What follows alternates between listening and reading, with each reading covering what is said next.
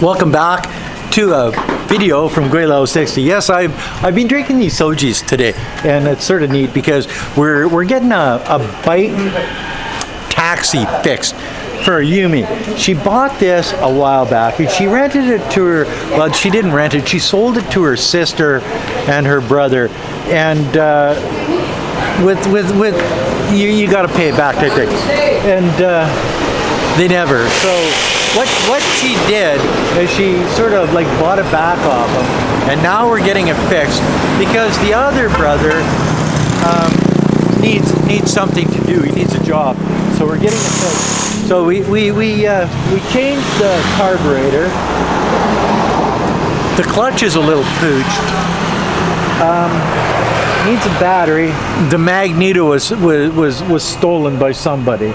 It's got some cosmetic problems, but you know, after it's all said and done, guys, it doesn't take a lot to fix a unit, a little Honda unit like this in the Philippines. I think we're up to maybe 50 bucks Canadian. And you know, you come to these little mechanic shops in the Philippines, and what you would pay for in the West, thousands of dollars for it, and it just wouldn't be worth it. Here you can actually get it done for next to nothing. Why? Because things are cheaper here. Are the products as good? Probably not. Is the mechanical prestige as good? Maybe not. I don't know, because this is the first time I've done this. But these guys, and they're all young. Like here, I'll turn the camera on, and you'll see that, you know, they're basically all young guys that have learned. They didn't go to school. They just learned on the go, and they're fixing shit. They had this thing running. They changed the carburetor. They changed the magneto. They put gas to it. They had it running within no time at all. And I was doubtful. I said, well, check the clutch. Well, the clutch was iffy for sure. So you know, we've got a guy going off to Gandara to get clutch parts, because we're in San Jorge, where you can't get a lot of parts here, and they don't have them for this particular unit because it's an older unit. So, but this is what Yumi's brother is going to be making money off of over the next. How do you open this up? Over the next year or two, and oh, there goes the pop bottle. Over the next year or two, because here it's hard to find employment, so you actually have to make your own employment. San Jorge is 40 clicks outside, 35 clicks outside Cowboy Yog on the way to Capalogan on Samar Island. There's not, as I say, there's not a lot of employers, so you have to sort of employ yourself.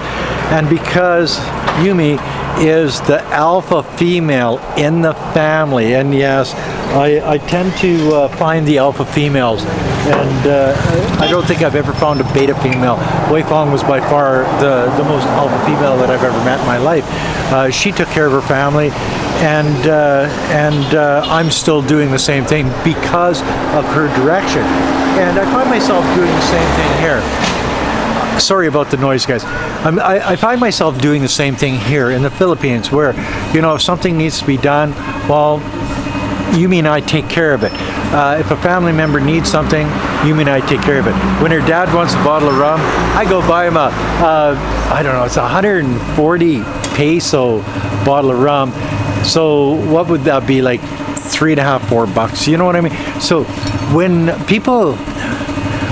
people say, well, you're a walking ATM machine in the Philippines, they don't understand how inexpensive it is here. If you're on a pension, like a Social Security pension, I can see that you could lose your shirt here. But if you're somebody like me that's being blessed with business smarts, and had a pretty lucrative life, then it's sort of like pocket change. And they say, well, you know, this is going to cost you 1,000 or 2,000 pesos, and I think that's like $25 or $50 Canadian. And I basically put it out of my mind. I go buy another one of these sojis that I just bought, made in the Philippines, South Korean sojis, and they're like 14.5% alcohol. That's what I've been drinking today, so that's why I'm looking like I am today. But we've been sitting here watching these guys work, and I'm sort of astounded by how efficient and how they actually know what the hell they're doing when they're working on these motorcycles. It's like we were when we were children, working on the 80cc Chaparrals or the 125 Suzuki Enduros or 250 Suzuki Enduros 125 RMs and stuff like that, where you could sort of tear these puppies apart and then put them back together again, and we were good at it. You know what I mean? So this is what we're doing today. We're getting this set up, and then what we're going to do is we're going to get the brother of Yumi, because you can't just give. If you just give, then they've got no skin in the game. So what we're going to do is we're going to rent this unit to him for 100 pesos a day, which is about $2.50 Canadian a day. We're going to rent it to him for $2.50 Canadian a day. We're going to take care of the maintenance on it, and he's going to put the gas in it, and he's going to basically have a job to feed his family, rather than every once in a while coming to him and saying, I have no money, can you help me, I need food, I need this, I need that. I think he's got 6 kids now, so every couple of years he's coming and saying, we need to go to the hospital to have another baby. And this is the thing that happens in the Philippines on a regular basis. I'm starting to get a feel for this world, and not just in the cities, but I'm starting to get a feel for it in the rural areas and around the country, and I see these things happening. And well, let's get back to the walking ATM machine. Does it cost money? Well, because people in the Philippines don't have a lot of money, and a Canadian like me, when we're here, we're basically filthy fucking rich. So if somebody says, well, can you help me with this, or if I did this, then my brother wouldn't be, you know what I mean? Why wouldn't you? Oh, and stay tuned, because coming up in December, we're going to be doing a thing for disabled children in Calbayog with the Mango, and a group of expats that have a bigger heart than I've ever seen in my life. So, it's sort of like what I used to do in China, where we go to orphanages and they need new shoes. We buy them new shoes. I can't hear myself. Oh, and that's the guy bringing my parts back from Gandara. So it's okay that he's loud, obnoxious, and that's a racing motorcycle. But same thing that I used to do in China, where we go to orphanages, we buy them shoes, we buy them winter jackets, we buy them blankets, teddy bears for Christmas, because they're just little kids. And a lot of them had impairments of one sort or another, whether they were autistic or they were born with deformities or whatever. It really doesn't matter, they're still children. So we're going to be going, I think on the 18th or 19th of December, giving out food. It's not a lot, but it is something, and it shows that there's somebody out there thinking about them. So that's important. So anyway, so that's a little update from Gweilo 60 in the Philippines. They're digging there so we don't have a landslide. We're in San Jorge, about 30-40 clicks outside of Calbayog, halfway between Calbayog and Capalogan. It's 35 freaking degrees outside today. Fixing this motorcycle and little taxi thing, I think I spent $50 today. You know what I mean? Like, it's so inexpensive that it really doesn't fucking matter.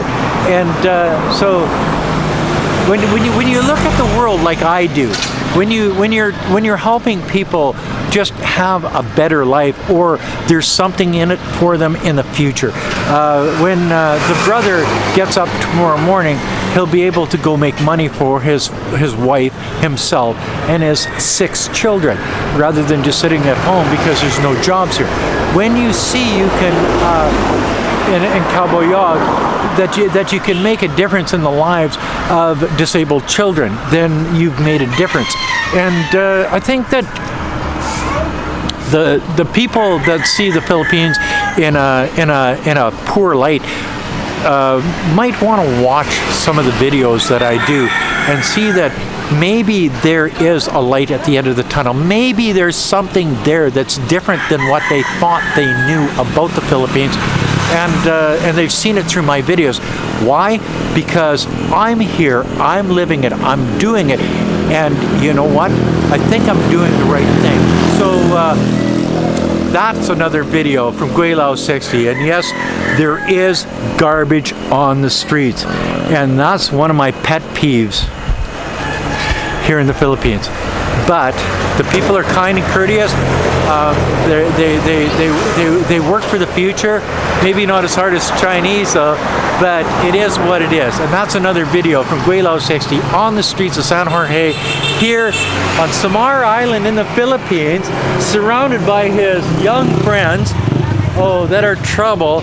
And if you like this video, as always, like, comment, subscribe, push that share button. Don't forget to resubscribe, hit the bell, and all of those things. Comment. And until next time, peace out. Bye now.